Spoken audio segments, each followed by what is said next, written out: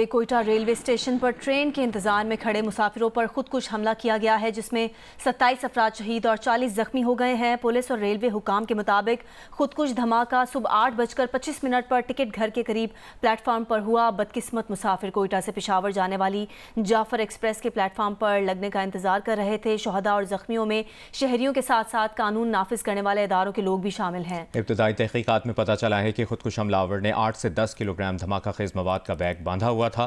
خودکش حملہ آور نے مسافروں کے درمیان پہنچ کر خود کو دھماکے سے اڑایا۔ خودکش حملہ آور کے جسمانی اعضاء ٹیسٹ کے لیے فورنزک لیب بھجوائے جائیں گے۔ خودکش حملہ آور کی شناخت کے لیے نادرہ سے مدد لی جائے گی۔ کمشنر کوئٹہ حمزہ شفقات نے کہا ہے کہ کوئٹہ اسٹیشن دھماکہ خودکش حملہ تھا جس کا ہدف شہری اور قانون نافذ کرنے والے اداروں کے اہلکار تھے۔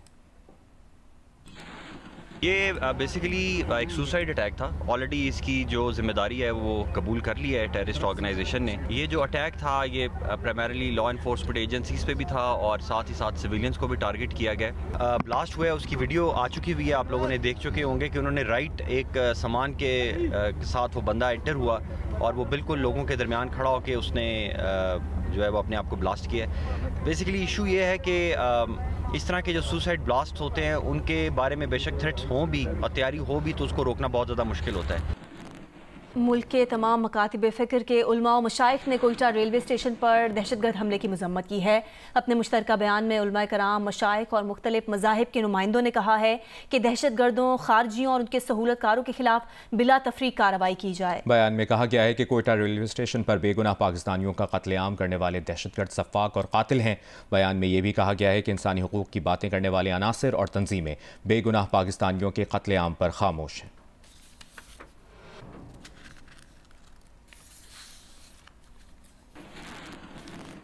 اور ابھی آپ کو بتائیں کوئٹہ زیارت مین روڈ پر مانگی کے مقام پر کوئلے سے لدے 3 ٹرکوں کو آگ لگا دی گئی ہے۔ ڈپٹی کمشنر زیارت کے مطابق ان ٹرکوں میں ہرنائی کے علاقے شاہرگ اور کھوس سے نکالا گیا کوئلہ جا رہا تھا۔ نامعلوم افراد نے ٹرکوں کو آگ لگانے کے بعد فائرنگ بھی کی۔ ڈپٹی کمشنر زیارت کے مطابق ایس پی ہرنائی کی گاڑی پر بھی فائرنگ کی گئی مگر ایس پی ہرنائی محفوظ رہے، گن مین زخمی ہو گیا۔ نے اپنی رپورٹ میں کہا ہے کہ چیمپئنز ٹرافی ہائیبرڈ ماڈل کے تحت پاکستان کے ساتھ یو اے ای میں بھی ہونے کا امکان ہے۔ رپورٹ میں کہا گیا ہے کہ ہائیبرڈ ماڈل کے تحت آئی سی سی چیمپئنز ٹرافی کے کچھ میچز یو اے ای میں ہونے کا امکان ہے۔ یہ بھی کہا ہے کہ بھارتی ٹیم چیمپئنز ٹرافی کے لیے پاکستان نہیں جائے گی۔ ویب سائٹ کے مطابق بھارتی کرکٹ بورڈ نے آئی سی سی کو آگاہ کر دیا ہے۔ بی سی سی آئی کو حکومت کی جانب سے کہا گیا ہے کہ پاکستان ٹیم نہ بھیجیں۔ گزشتہ روز chairman P C B Mohsin Naqvi نے کہا کہ پاکستان آئی سی سی چیمپئنز ٹرافی کا ہائیبرڈ ماڈل قبول نہیں کرے گا۔ آئی سی سی چیمپئنز ٹرافی 19 فروری سے 9 مارچ تک پاکستان میں شیڈیولڈ ہے۔ اگر کوئی ایسی چیز ہوگی۔ اور ابھی آپ کو بتائیں پاکستان میں امریکی سفارتخانے کی جانب سے کوئٹہ میں دھماکے کی مذمت کی گئی ہے۔ امریکی سفارتخانے کے بیان میں کہا گیا ہے کہ کوئٹہ ریلوے اسٹیشن پر بم دھماکے کی مذمت کرتے ہیں۔ دھماکے کے متاثرین اور ان کے اہل خانہ سے تعزیت کا اظہار کرتے ہیں۔ پاکستان کے ساتھ کھڑے رہیں گے تاکہ شہریوں اور سیکیورٹی فورسز کے خلاف دہشت گردی روکی جا سکے۔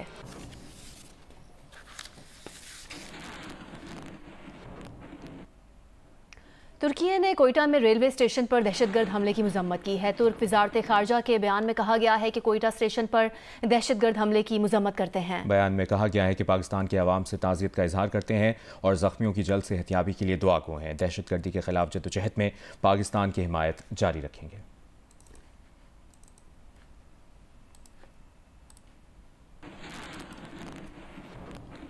وزیر اعلیٰ خیبر پختونخوا علی امین گنڈاپور نے کہا ہے کہ بانی پی ٹی آئی اسی ماہ ایک کال دیں گے جس کے لیے سب کو نکلنا ہوگا۔ سوابی میں جلسے سے خطاب کرتے ہوئے علی امین گنڈاپور نے کہا کہ اب کارکن بانی پی ٹی آئی کی رہائی اور حقیقی آزادی تک گھروں کو واپس نہیں جائیں گے۔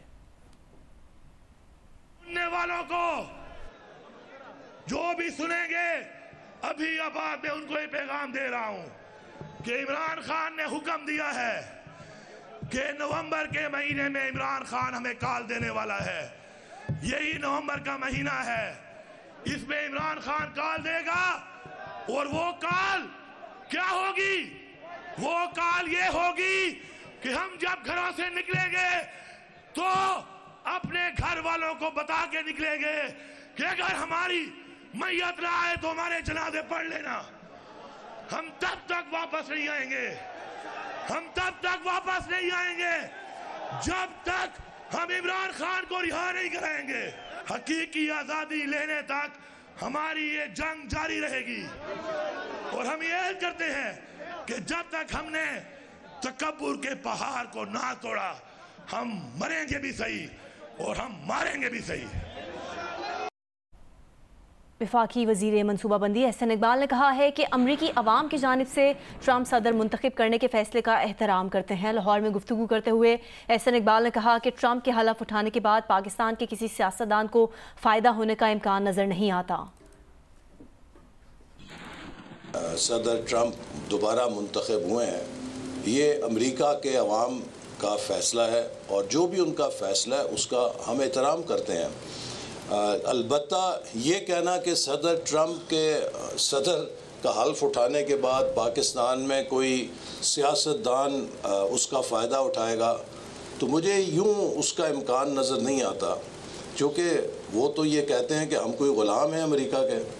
तो अगर आज उनकी सारी सियासी जमात सदर ट्रंप के दरवाज़े पर सजदा रेज़ है कि सदर ट्रंप हमें बचाओ, तो इसका तो ये मतलब है कि वो ये कह रहे हैं कि सदर ट्रंप हमारे लीडर को आज़ाद कराएगा और हमारा लीडर आज़ाद होकर फिर हमें अमेरिकी ग़ुलामी से निजात दिलाएगा।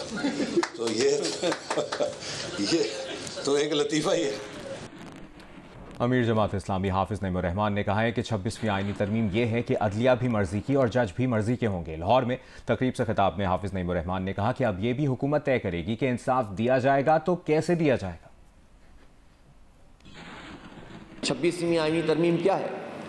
ये 26वीं आईनी तरमीम ये तरमीम है कि अब अदलिया भी हमारी मर्जी की होनी चाहिए, जज भी हमारी मर्जी का होना चाहिए, और किस तरह से इंसाफ फराहम किया जाएगा तो हम तय करेंगे इंसाफ क्या है और क्या नहीं है। असल बात यह है कि आइन की बालादस्ती, जमहूरी आज़ादियाँ ये अगर नहीं है तो ज़ाहिर है कि हम अपने उन मकासद से हम आहंग नहीं हो सकते। हमारा आइन बहुत सारी चीज़ों को एड्रेस कर रहा है, हमें उसकी बालादस्ती के लिए कोशिश करना चाहिए और इसको ये समझना चाहिए कि ये हमारा दीनी फरीज़ा है। ये जिद्दोजहद एब्रप्ट नहीं होनी चाहिए, ये जिद्दोजहद क्यास वाली नहीं होनी चाहिए, मुनज़्ज़म जिद्दोजहद ही बाराबर होती है। और कायद आज़म रहमतुल्लाह अलैह का कमाल ये था कि उनकी जिद्दोजहद भी मुनज़्ज़म थी, आइनी थी, कानूनी थी, दस्तूरी थी। उन्होंने जब हिंदुओं के रवैयों को देखा, उन्होंने जब अंग्रेज़ों की चालाकियों को देखा और फिर उन्होंने मुसलमानों की हालत ज़ार को देखा, तो फिर उन्होंने इस्लाम का मुताला भी किया। और यही उनकी, वो ऐसे आदमी नहीं थे कि जिसे नारा लगाने के लिए कहते हो कि मुल्क में सरमायादाराना निज़ाम नहीं होना चाहिए, इस्लामी निज़ाम मईशत होना चाहिए, चूँकि वो हल्की बात करने वाला बंदा ही नहीं था।